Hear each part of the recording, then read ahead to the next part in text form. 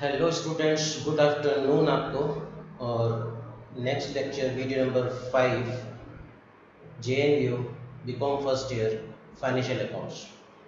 और बात कर रहे हैं अपन नेक्स्ट क्वेश्चन की, जिसमें आपसे ये पूछा गया है कि भाई जिस वक्त आग लगती है उस वक्त क्लेम कैसे सेटल किया जाता है, वो बात कर रहे हैं कि लॉस बाय फायर कैसे फाइंड करें।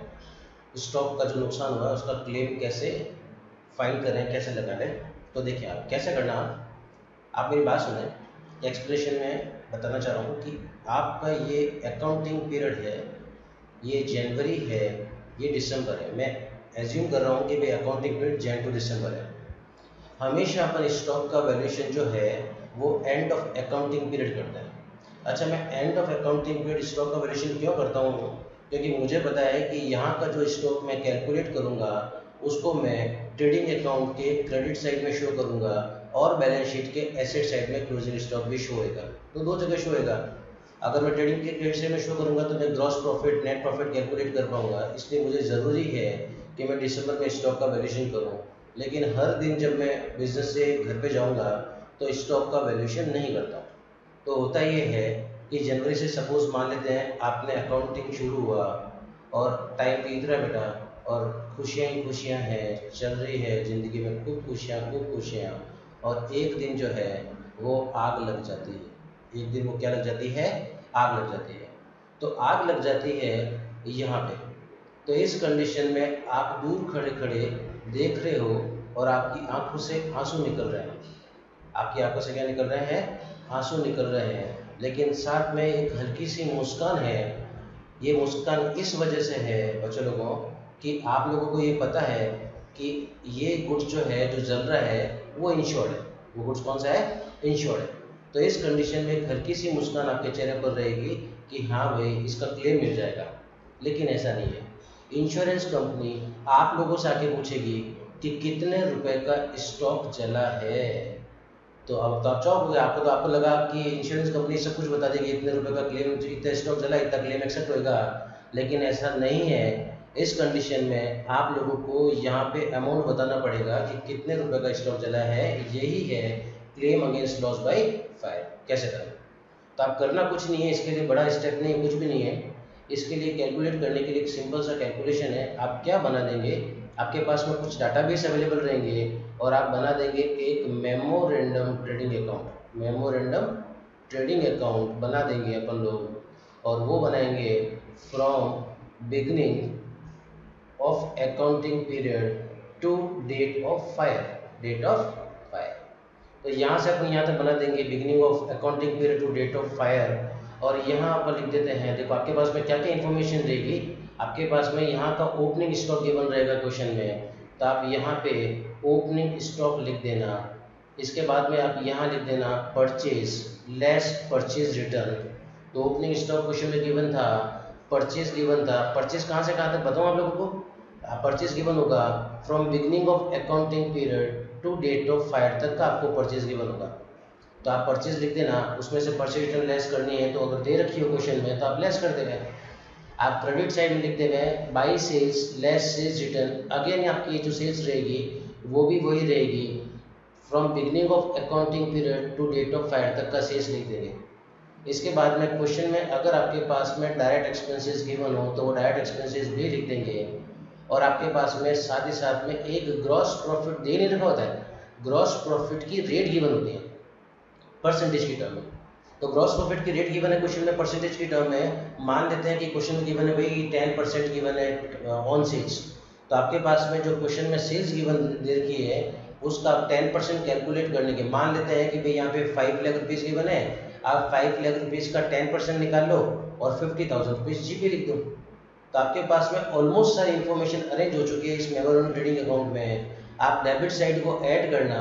मान लेते हैं कि टोटल आ गया बेटा अपने पास में यहाँ पे 6 लाख रुपीज़। कितना आ गया? 6 लाख रुपीज़। इधर कितना लिखा हुआ है? 5 लाख रुपीज़। तो 6 लाख में से 1 लाख रुपीज़ को, 5 लाख को माइनस करेंगे तो अपने पास में बैलेंसिंग फिगर जो रहेगा वो 1 लाख रहेगा। इसी को अपन बोलेंगे क्लोजिंग स्टॉक, नहीं बोलेंगे इसको, बोलेंगे stock on date of fire. Stock on date of fire. तो इस तरह से अपन stock on date of fire का जो मतलब जिस डेट पर आग लगी उस टाइम आपको पता लग जाएगा इस मेमोरेंडम ट्रेडिंग अकाउंट के थ्रू कि कितने रुपए का स्टॉक जला है। तो आपके हिसाब से कितना हो गया, ये 1 लाख रुपीज़ का स्टॉक जला। यहाँ तो कोई दिक्कत है क्या आप लोगों को? तो यही लिखना है। देखो यहाँ क्या लिखा हुआ है, ये मैंने ये जो है, कई स्टूडेंट जो है वो आरबीडी पढ़ते हैं, तो उसी का मैंने ये कैम स्कैनर से स्कैन किया है। तो यहाँ पे असेसमेंट ऑफ एस्टिमेटेड स्टॉक बेटा ये लिखा हुआ है, और ये जो मैंने बोला है अभी ये सारी इन्फॉर्मेशन गिवन है। अभी मैंने आप लोगों के सामने जो मेमोरेंडम ट्रेडिंग को बनाया वो सुंदर राइटिंग में यहाँ बना हुआ है कि सबसे पहले आप मेमोरेंडम ट्रेडिंग लिख देना, बाकायदा यहाँ लिखना कि from beginning of accounting period to date of fire. उसके बाद में क्वेश्चन ऑफ ओपनिंग स्टॉक होगा तो वो आ जाएगा परचेज लेस परचेज रिटर्न, वो लिख देना।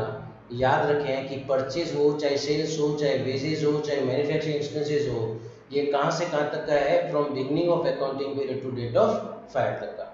उसके बाद में सब इसके बाद में गिवन है आपके पास, जानते हैं कि इस सेल्स इस ग्रॉस प्रॉफिट का जो रिलेशन है वो आपका सेल्स के साथ में है। तो इस कंडीशन में आपके पास में क्वेश्चन में सेल्स गिवन होगी, जीपी रेट गिवन होगा, इस सेल्स पर जीपी रेट को अप्लाई कर देंगे तो आपके पास में ग्रॉस प्रॉफिट आ जाएगा। इसको ऐड करना, इसमें से लेस करना, तो अपने पास आ जाएगा ये स्टॉक ऑन, ये गलत लिखा हुआ बेटा, ये मत लिखना, आप लिखना stock on date of fire, stock on date of fire, stock on date of fire, जिस डेट को आग लगी। क्लियर है यहाँ तक? तो इस तरह से अपन जिस डेट को आग लगी है उस डेट को स्टॉक कैसे फाइंड करते हैं, by preparing memorandum trading account from beginning of accounting period to date of fire. अब बात करते हैं आगे क्या लिखा हुआ है। जब आपके पास में ये पॉइंट नंबर, ये देखो यहाँ लिखा हुआ है सेकंड पॉइंट में एक्सप्रेशन लिखा हुआ है कि determination of average gross profit rate.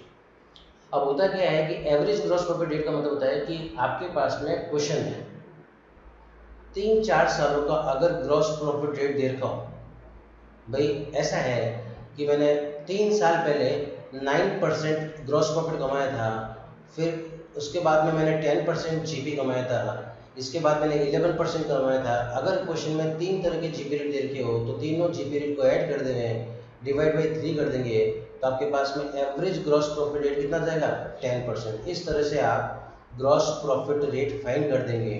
अब इसमें भी 2 क्वेश्चन है बेटा, आपके पास में 2 बातें होती है कि ग्रॉस प्रॉफिट जो होता है आपके पास में 2 तरह से दे रखा होता है। जीपी रेट कितना से दे रखा होता है, 2 तरह से। एक होता है ग्रॉस प्रॉफिट रेट के बारे में बात कर रहा हूँ मैं, ग्रॉस प्रॉफिट रेट।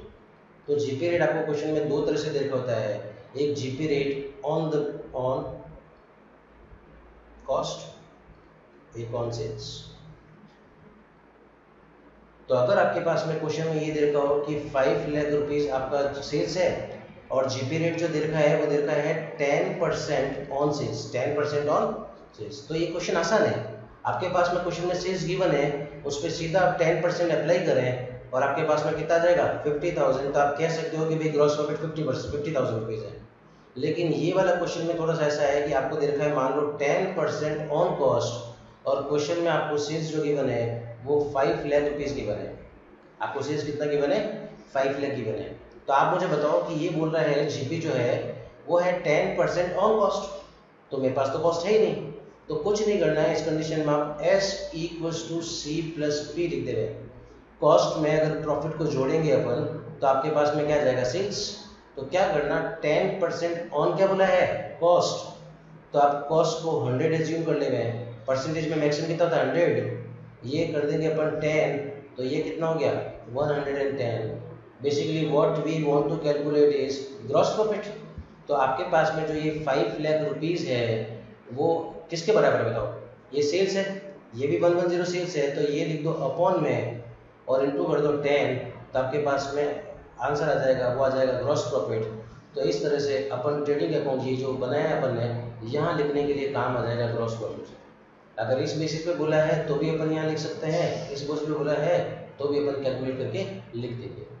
ओके, अभी क्या है इसमें एक बात और भी है, इसमें एक बात है कि कई बार आपको क्वेश्चन में, ये थोड़ा रिवर्स आ गया, इसको सही करते हैं, चलो इसको छोड़ा, आप देखना ना वीडियो में मैं बता रहा हूँ आपको।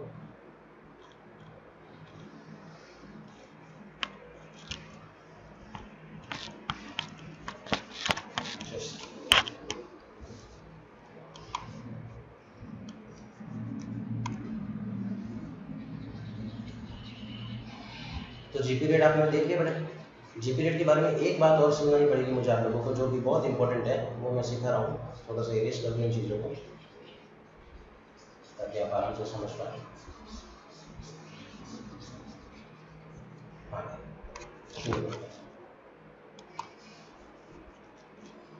क्या होता है कि कई बार क्वेश्चन में ग्रॉस प्रॉफिट रेट जो है वो क्वेश्चन में गिवन नहीं रहती है, तो डरने की बात नहीं है।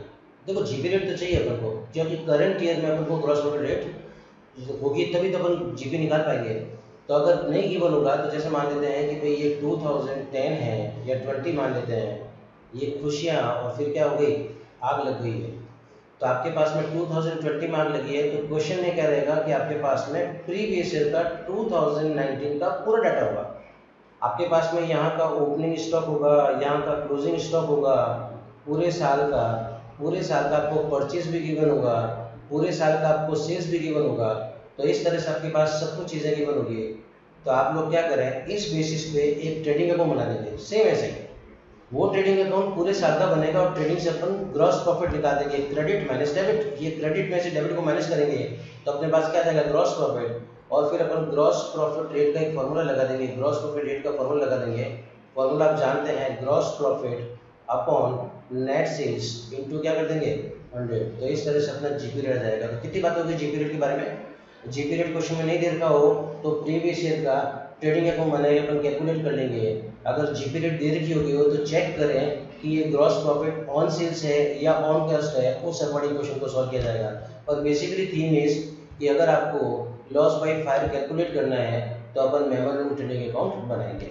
अब इसमें भी एक और अच्छी बात बताता हूँ, एक सेकंड आप होल्ड करें।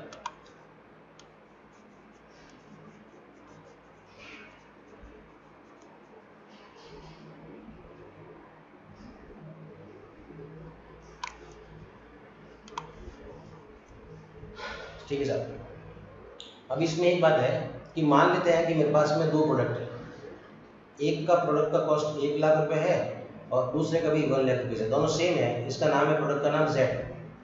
तो ये भी 1 लाख है, ये भी 1 लाख है और दोनों गुड्स इंश्योर्ड है। लेकिन हो क्या रहा है कि मैं ये बोल रहा हूँ कि ये गुड्स जो है वो डिफेक्टिव है। ये गुड्स जो है वो कौन सा है, डिफेक्टिव है। इसमें थोड़े स्क्रैचेस हैं इस प्रोडक्ट में, स्क्रैचेस के कारण इसका सेलिंग प्राइस जो है वो कम है। कौन लेगा, कोई कस्टमर आके बोलेगा मुझे पुराना दे दो और मैं पूरी प्राइस दे दूंगा।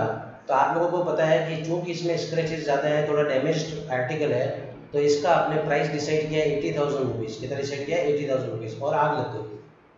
तो चूंकि दोनों स्टॉक में आग लगी है, दोनों जल के राख हो चुके हैं, तो इंश्योरेंस कंपनी इस जो आपका अच्छा गुड्स है उसका तो पूरा क्लेम एक्सेप्ट होएगा, और उसके बाद में जो आपके पास में 80,000 रुपीज़ है, जिस गुड्स का कॉस्ट तो आपका 1 लाख रुपीज़ है, लेकिन चूंकि वो डिफेक्टिव है तो उसका नॉर्मल सेलिंग प्राइस जो है वो 80,000 है, that is called concessional selling price.